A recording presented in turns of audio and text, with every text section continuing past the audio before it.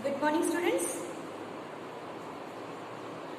Today our period is not there, but I am sending the last video of this term today.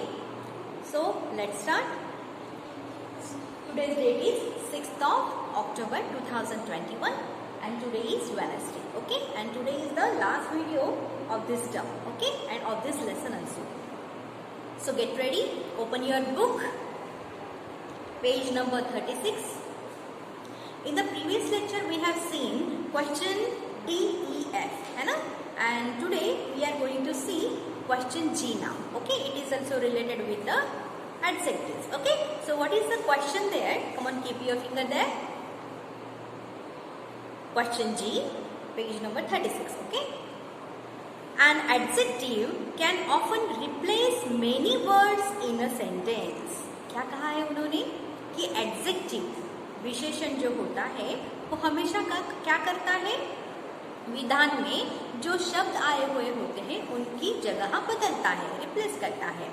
Use the adjectives in the box to replace the underline words.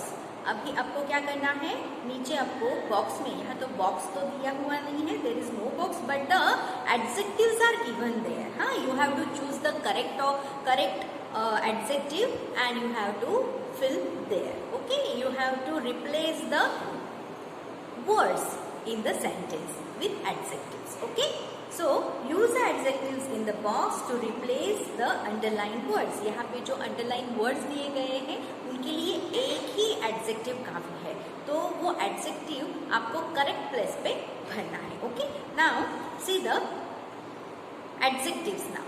Okay, first one is annual. Now I am giving you the meaning of these words. Listen carefully. Annual. Annual का मतलब होता है वार्षिक, साल में एक बार. Okay. Ambitious. Ambitious का मतलब होता है महत्वाकांक्षी. महत्वाकांक्षी इसका मतलब होता है किसी चीज को पाने के लिए इच्छुक रहना. ओके. नेक्स्ट, पेन्सटेकिंग. पेन्सटेकिंग का मतलब होता है मेहनती, बहुत मेहनत करने वाला. पेनीलेस. पेनीलेस का मतलब होता है कृपण, यानी जो धनवान नहीं है, जो गरीब है, जिसके पास पैसा नहीं है, एक भी पैसा नहीं है, ऐसा कृपण. ओके. नेक्स्ट, मेडलसम. मेडलसम का मतलब होता है हस्तक्षेप करने वाला या हस्तक्षेप करने वाली. ओके. नेक्स्ट है इम्पेनिट्रेबल. इम्पेनिट्रेबल का मतलब होता है अभेद्य या अप्रवेश, जिसमें प्रवेश नहीं किया जा सकता ऐसा, जिसको भेदा नहीं जा सकता ऐसा. ओके. नेक्स्ट है इल्लीगल. इल्लीगल का मतलब होता है कायदे के विरुद्ध, कानून के विरुद्ध. इसका मतलब होता है अवैध, जो वैध नहीं है, योग्य नहीं है, जो कानून के विरुद्ध है, illegal. Now the last one is illiterate. Illiterate का मतलब होता है अशिक्षित, जिसको कुछ भी नहीं आता, पढ़ना लिखना कुछ भी नहीं आता, ऐसा. Okay. Now you know the meanings of this adjectives. Okay. Now we are going to see the sentences now. Now I am giving you the answers there. You have to show the arrow in front of the sentence and write down the answer there. Okay. So first one is question G. Answers.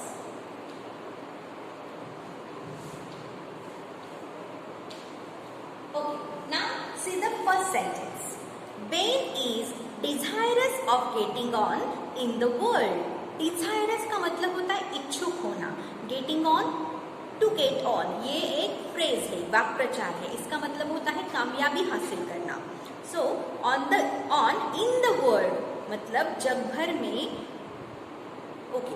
Ben नाम का जो इंसान है वो क्या है, पूरे जग पर कामयाबी हासिल करना चाहता है. मतलब वो पूरे जग पर अपनी क्या दिखाना चाहता है, छाप छोड़ना चाहता है.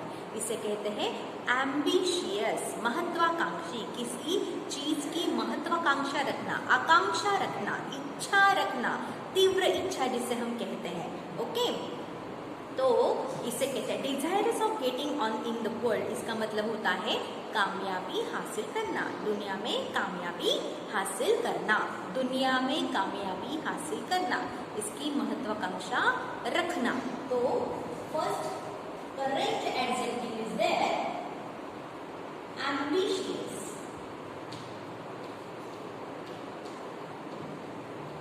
Okay, so you have to show the arrow there. Show the arrow and write down the answer. Ambitious. Okay.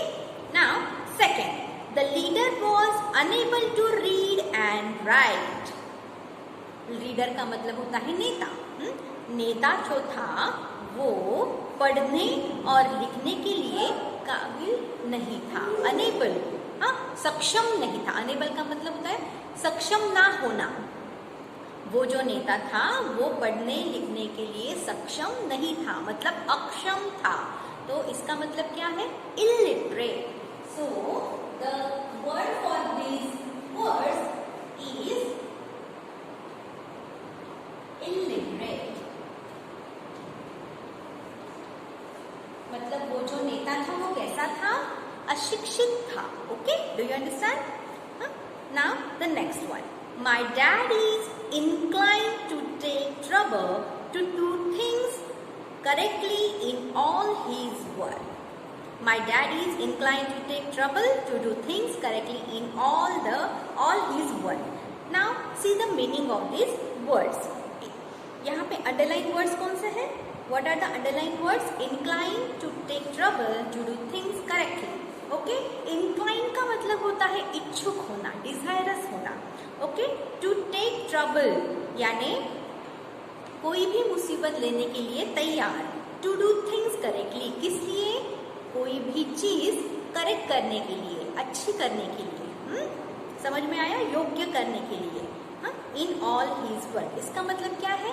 My dad is, मेरे पापा कोई भी काम या कोई भी चीज अच्छी तरीके से करने के लिए उत्सुक होते हैं. इन ऑल हिज वर्क, उनके सारे कामों में.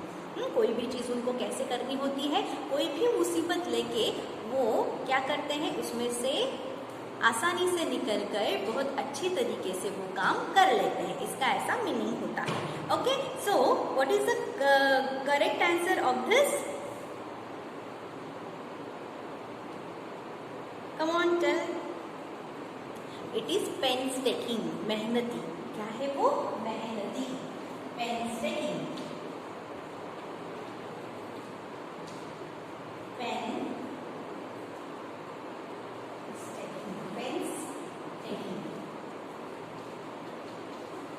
Now here see. Pains. Pains का मतलब होता है दर्द और taking मतलब लेने वाला. मतलब कोई भी मुश्किल का सामना करके आसानी से कोई भी काम अच्छी तरीके से करना. समझ में आया? सो उसके जो पापा है उस लड़के के या लड़की के, वो कैसे है? बहुत मेहनती है. Okay, now next. Fourth, his dad died suddenly leaving him without any money. Now without any money का मतलब होता है कोई भी पैसा ना छोड़ते हुए, कोई भी पैसे के बगैर. His dad, उसके पापा डाइड, मर गए. सडनली, अचानक से. लीविंग हिम, उसको कैसे छोड़ा उन्होंने? विदाउट एनी मनी, एक भी पैसा उसके लिए नहीं छोड़ा. अचानक से वो गुजर गए. Okay, so without any money का मतलब होता है पेनीलेस, दरिद्री जिसे कहा जाता है. हाँ, दरिद्रता देते हुए उसके पापा अचानक से गुजर गए, उसे देते हुए. Okay, so penniless. Fourth one is penniless.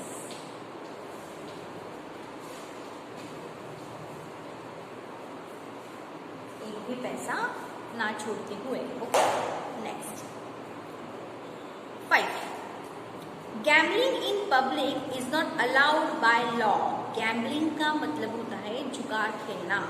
Okay, gambling. Okay,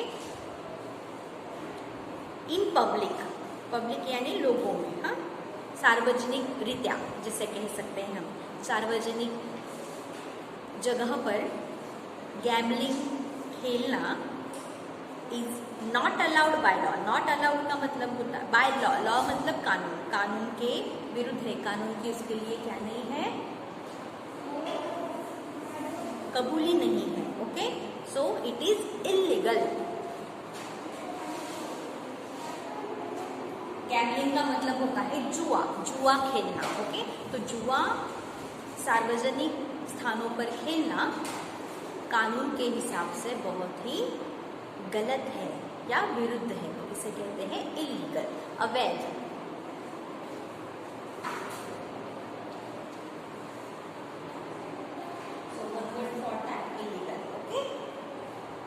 Next one is Ms. Vanano is inclined to interfere in other people's business. Incline का मतलब होता है घुसखोरी करना।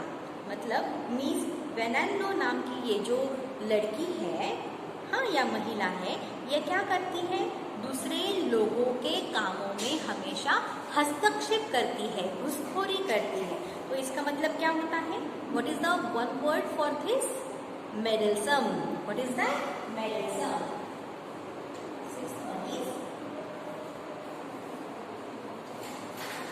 meddle, यानी मध्यस्थी करना। Meddlesome, हस्तक्षेप करने वाली है, घुसखोरी करने वाली है। Understand? Now the next one, seventh. The soldiers could not move further. सैनिक जो थे वो आगे, फर्दर का मतलब होता है आगे, आगे नहीं जा सकते थे क्योंकि See the reason. The jungle was so dense. वो जो जंगल था वो बहुत ही घना था। Dense का मतलब होता है घना। It was incapable of being penetrated. To penetrate का मतलब होता है प्रवेश करना। समझ में आया? So incapable का मतलब होता है सक्षम ना होना। Incapable का मतलब है सक्षम ना होना, of being penetrated. तो ये जंगल घना होने की वजह से वो सारे जो सैनिक थे वो उस जंगल में जाने प्रवेश करने के लिए अक्षम थे, मतलब सक्षम नहीं थे। So what is the one word for incapable of being penetrated? Impenetrable. What is that? Impenetrable. Seventh one is impenetrable,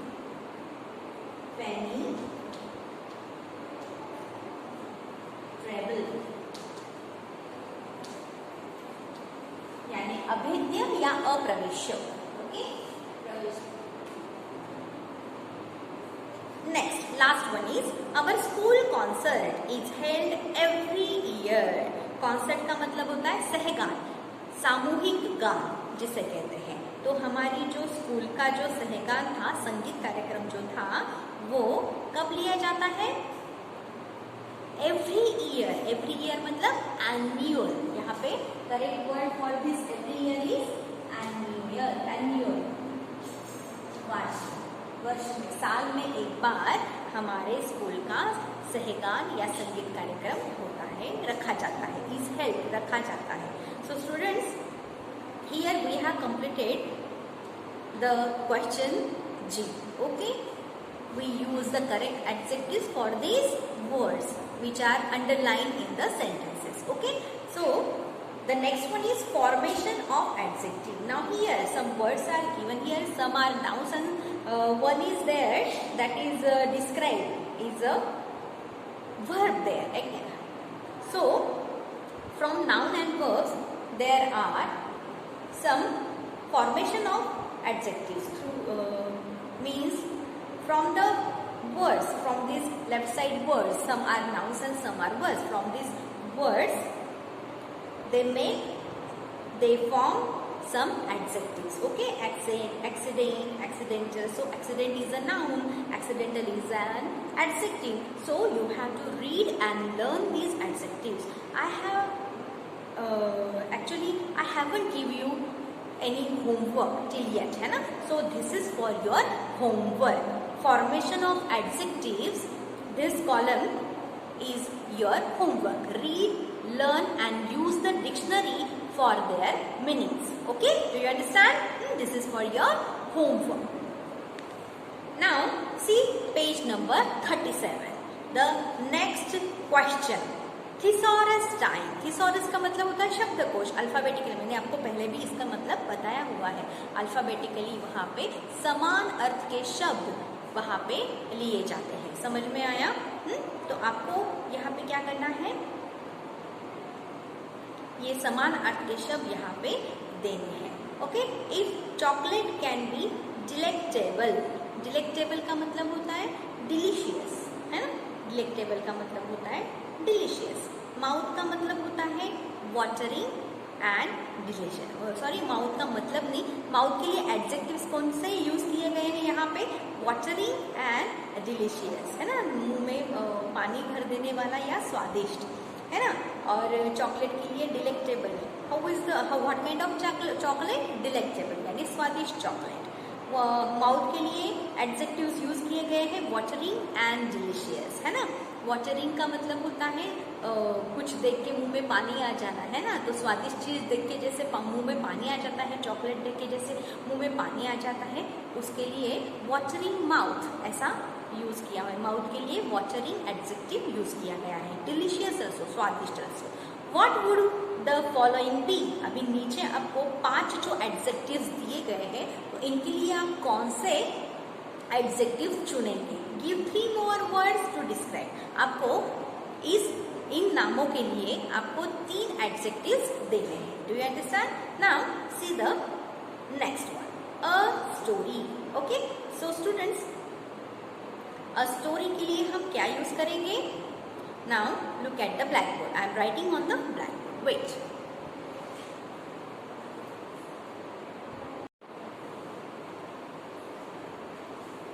look at the blackboard. I have written the adjectives for these particular words. Okay, you can write any adjective for them. Okay, but the correct adjective. Okay, now see a story. Story का मतलब होता है कहानी। कहानी कैसे होती है? See, historical, ऐतिहासिक, good, अच्छी, and rattling. Rattling का मतलब होता है stunning, तेजस्वी, है ना, ऐसी होती है। Okay, you can write any adjective there. Okay, now the next, a journey. Journey का मतलब होता है प्रवास, जिसे हम कहते हैं, है ना, सफर। जर्नी का मतलब होता है सफर। कैसा होता है जर्नी? सबको सफर करना बहुत अच्छा लगता है, हैप्पी होती है जर्नी। कैसी होती है हमारी यात्रा या सफर? खुशनुमा होती है, ग्रेट, बहुत अच्छी होती है, एंड लॉन्ग जर्नी। और कैसी होती है? लंबी होती है। लंबी होती है तभी तो मजा आता है। ओके, नेक्स्ट, और ड्रीम। ड्रीम यानी सपना। सपने कभी कभी कैसे हो जाते हैं? मिस्टीरियस पढ़ते हैं हमें सपने, हम यहाँ पे मिस्टीरियस भी यूज कर सकते हैं। मिस्टीरियस ड्रीम्स, यहाँ पे हम स्वीट ड्रीम्स भी यूज कर सकते हैं। स्वीट यानी मीठे मीठे सपने, अच्छे अच्छे सपने। प्रेजेंट यानी बहुत ही खुशी देने वाले, एंड विविड यानी जो आंखों को एकदम लगता है कि अभी अभी हमारे आंखों के सामने घटा हुआ है ये इंसिडेंट। तो स्पष्ट जिसे हम कहते हैं, विविड का मतलब होता है स्पष्ट, सहज से, आंखों से दिखने वाले। कैसे? The sky. स्काई कैसा होता है? क्लाउडलेस या क्लाउडी भी होता है, आप यहाँ पे क्लाउडी भी यूज कर सकते हैं। क्लाउडलेस यानी बिना क्लाउड्स वाला, बादल वाला।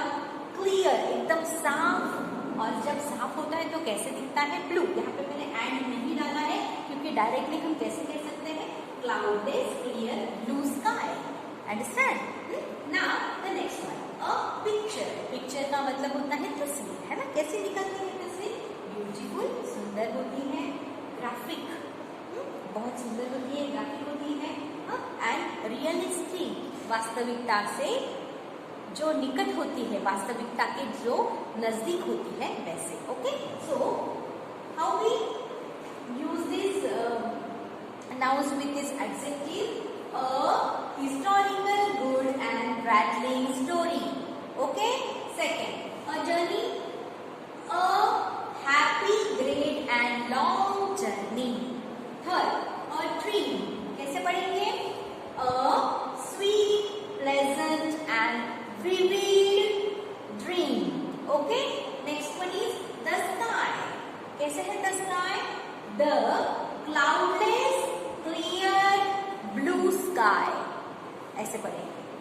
Next, a picture, a beautiful, graphic and realistic picture. Like this, you have to read these nouns with these adjectives. Understand? So here, this H question is also completed. Thesaurus time. Okay? Do you understand? Read this at your home properly. And the last question is there, order of adjectives. विशेषणों का क्रम। When several adjectives are placed together, they must be placed in a particular sequence. जब कुछ विशेषण एक साथ आते हैं तब उनको सीरियली लिखा जाता है, क्रम से लिखा जाता है, एक विशिष्ट तरीके से उसको सेंटेंस में सीक्वेंस में लिखा जाता है, सीक्वेंस में लिखा जाता है। ओके, सीक्वेंस यानी क्रम से। Okay, the order of the adjective depends on their function. ये जो ऑर्डर होती है, क्रम होता है, ये इन विशेषणों का, वो कैसा, किस पर डिपेंड होता है, किस पे आधारित होता है, उनके फंक्शन पर, उनके कार्य पर। वो कार्य कैसे करते हैं उन पर इनका क्रम आधारित होता है। Now see the next question, read aloud and rearrange these sets of words correctly। आपको जोरों से ये पढ़ने हैं और इनको रीअरेंज करना है। फिर से एक बार ये उलट पुलट दिए हुए हैं तो उनके फंक्शंस के आधार पर हमें उनको सीक्वेंस में, क्रम में लिखना है। एड अ, एन और एड अकॉर्डिंगली। जहाँ पे भी अ आता है यानी अ आर्टिकल आता है, जहाँ पे भी एन आर्टिकल आता है और जहाँ किसी में एंड लिखना होता है वहाँ पे आप उसी हिसाब से, अकॉर्डिंगली उसी हिसाब से एंड लिखिए। Now here I show the example, cloudless clear blue sky. यहाँ पे एंड की जरूरत नहीं है। इसका मतलब कैसा होता है, क्लाउडलेस यानी बादल के बिना साफ और नीला आकाश, ऐसा नहीं, बादल के बिना साफ नीला आकाश, ऐसा एक सीक्वेंस आता है। यहाँ पे एंड नहीं आता, तो जहां जहां एंड आता है वहां वहां आपको एंड लिखना है, वरना नहीं लिखना है।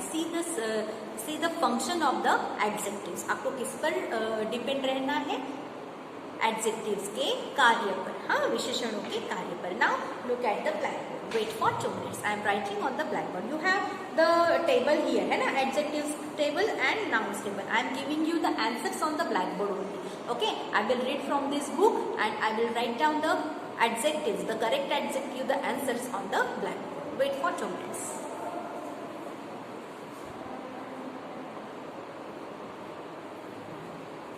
Now look at the answers of the question.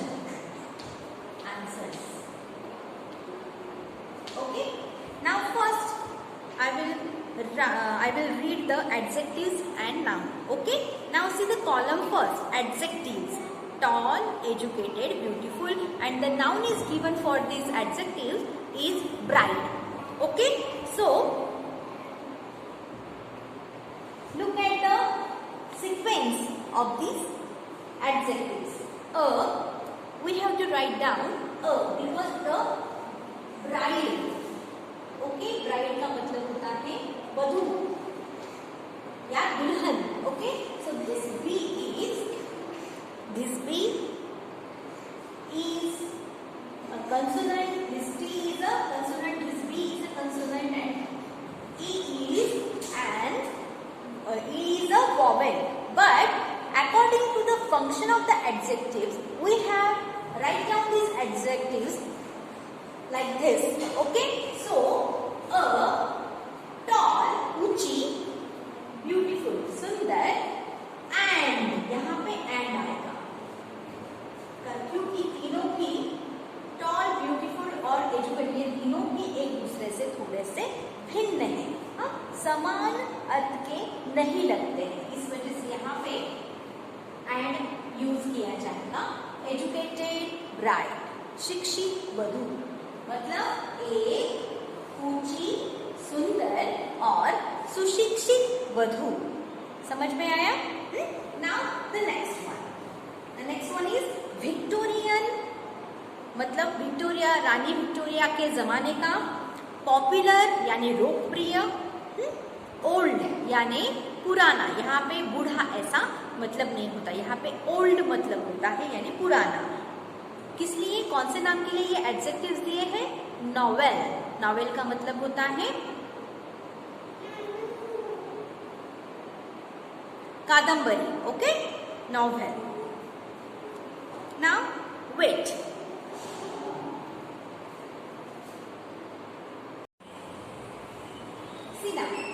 see the function of the adjectives.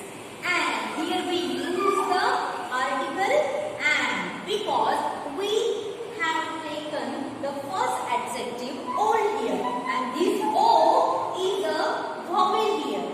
है ना? That's why we use and here. Okay? We use old, the first adjective here. The first words, first letter is a vowel. That's why we have taken here an article. Okay?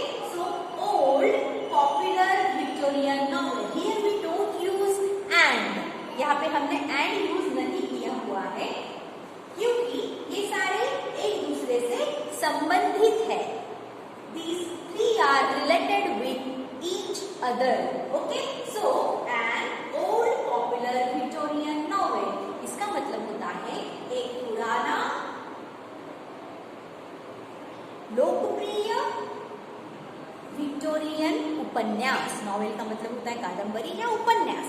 Okay, next third one is glass यानी कांच का. Old यहाँ पे बूढ़ा मतलब नहीं है, यहाँ पे भी पुरातन या पुराना ऐसा मतलब होता है. लवली प्यारा सा. फ्लावर यानी फूल और वास मतलब दान, फूलदान जिसे कहते हैं. फ्लावर वास का मतलब होता है फूलदान. वास का मतलब ही फ्लावर रखने का फूलदान ऐसा होता है, मतलब फूल रखने का दान. ओके, पात्र जिसे हम कह सकते हैं.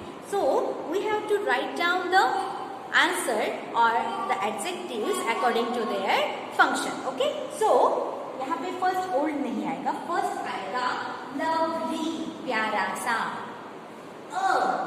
एक लगा है यहाँ पे क्योंकि L जो है lovely का वो क्या है? It is a consonant, एक व्यंजन है, इस वजह से यहाँ पे lovely आया हुआ है. Okay, a lovely old glass flower vase. एक प्यारा सा पुरातन कांच का फूलदान. एक प्यारा सा पुरातन कांच का फ्लावर वास. ओके, क्या हम ऐसे भी यहाँ पे लिख सकते हैं? A lovely glass old flower vase यानी एक प्यारा सा कांच का पुरातन फूलदान. आगे next short, middle age, nasty, old and the noun is man. Means for this noun these adjectives are used. We have to write down according to their functions. Means the sequentially we have to write down the adjectives. Now see, यहाँ पे कैसे आएगा? A short, short का S is vowel. Okay, स्वर के इसलिए यहाँ पे a ये article आया हुआ है. A short, nasty, middle age old man. A short यानी नाटा सा. नाटा सा. नास्टी का मतलब होता है बुरा यानी बुरी बर्ताव करने वाला. मिडिल एज यानी मध्यम आयु का. ओके, ओल्ड मैन बूढ़ा आदमी. ओके, सो एक नाटा सा बुरा मध्यम आयु का बूढ़ा आदमी. ओके, समझ में आया? And the last one is slim tall American lady. Okay, it is in proper order actually. A slim the S is vowel. Slim the S is consonant. Here also S is consonant. Here also S is consonant. Okay, slim tall American lady. एक पतली ऊंची American महिला. ऐसे भी कर सकते हैं या इसे हम ऐसे भी कर सकते हैं. A tall slim American lady.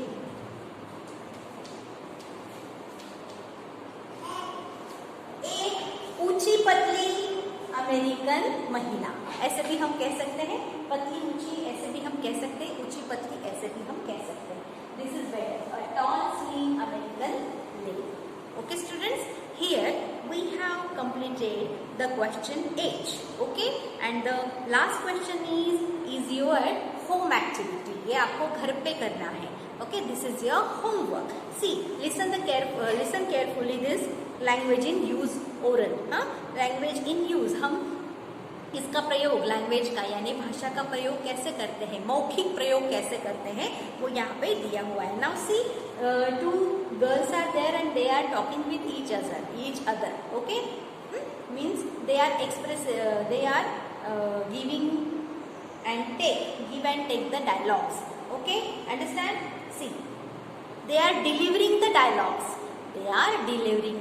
dialogues to each other. Okay, an activity to express a joyful experience. ये जो एक एक्टिविटी है, गतिविधि है, एक्टिविटी का मतलब होता है गतिविधि. ये किस लिए है? टू एक्सप्रेस यानी बताना. क्या? अ जॉयफुल एक्सपीरियंस, एक बहुत खुशनुमा अनुभव. मतलब अगर आपकी जिंदगी में कोई ऐसा अनुभव होगा वो जो बहुत ही खुशनुमा है, अगर वो किसी के साथ आप शेयर कर रहे हो तो आप कैसे बातचीत करोगे, इसलिए ये वर्ड्स यहाँ पे दिए गए हैं. Now see, ways of expressing happiness मतलब अपनी खुशी एक्सप्रेस करने का जो तरीका है, उसके ये वर्ड्स यहाँ पे दिए गए हैं, इंग्लिश वर्ड्स. वाव मतलब बहुत अच्छा, टेरिफिक बहुत सुंदर, ग्रेट न्यूज बहुत अच्छी खबर, I am so happy to know और hear that. I am so happy to know और I am so happy to hear that. ये मुझे सुनकर बहुत अच्छा लगा या ये सब मुझे जानकर बहुत अच्छा लगा. This is the way of expressing the joyful experience. Okay, have a conversation with your classmate. आपके क्लासमेट के साथ आपको क्या करना है? कन्वर्सेशन करना है, एक संवाद एक दूसरे के साथ करना है. कब करना है? On a birthday celebration. किस पर करना है? अगर आपका बर्थडे सेलिब्रेट हुआ हो तो इस पर करना है. एंड आउटिंग, अगर कहीं आप बाहर गए हुए हैं और आपको बहुत अच्छा एक्सपीरियंस मिला है तो इस पर कर सकते हो. मीटिंग अ फिल्म स्टार, किसी फिल्म स्टार से किसी सेलिब्रिटी से अगर आप मिले हो तो उसके बारे में भी आप ऐसे बता सकते हो. Return from a grand vacation मतलब जब आप बड़ी छुट्टी से वापस आ रहे हो तब उसके बारे में बता सकते हो. और any other such joyous occasion, और कोई भी ऐसा प्रसंग, कोई भी ऐसा अनुभव जो आप खुशी का जो लेकर आए हो उसके बारे में आप क्या कर सकते हो? बहुत सारे डिस्कशंस, जॉयफुल डिस्कशंस आप कर सकते हो. ओके, फॉर एग्जाम्पल दिया हुआ है, यू सेड, अगर आपने बोला है I have some terrific news to share with you, मेरे पास एक बहुत अच्छी खबर है तुम्हारे साथ बांटने के लिए. फ्रेंड सेड, फ्रेंड क्या बोल रहा है? आई एम ऑल ईयर्स, मतलब मैं ये सुनने के लिए बेताब हूँ. ऑल ईयर्स मतलब बहुत सारे कान नहीं, मतलब मेरे कान ये सुनने के लिए बहुत उताविल हो गए हैं, मैं बहुत क्यूरियस, उत्सुक हो गए हैं, है ना? ऐसा इसका मतलब होता है. टेल मी, बताओ मुझे. फिर आगे आप वो कन्वर्सेशन क्या करोगे? बताओगे, आपका जो अनुभव है वो आप शेयर करोगे. You could act out your conversation, आप नाटिका स्वरूप ही उसको बता सकते हो. ओके, समझ में आया? So this is a language in use oral. Okay, मौखिक आपकी क्या होती है, यहाँ पे प्रैक्टिस हो जाती है. So students, here we have completed the lesson number 6 adjectives, and here we have completed the syllabus of this term, this first term. So best of luck for your examination, means terminal examination 2021. Read and learn all the questions and answers which are given in your syllabus. And till then, goodbye. Thank you so much. Stay home, stay safe, and I will send you the answers in the afternoon. Okay, I will write it first in my notebook and then I will give you the answers. Okay, I will send you the photo. Till then, goodbye. Thank you so much. Stay home, stay safe. Bye.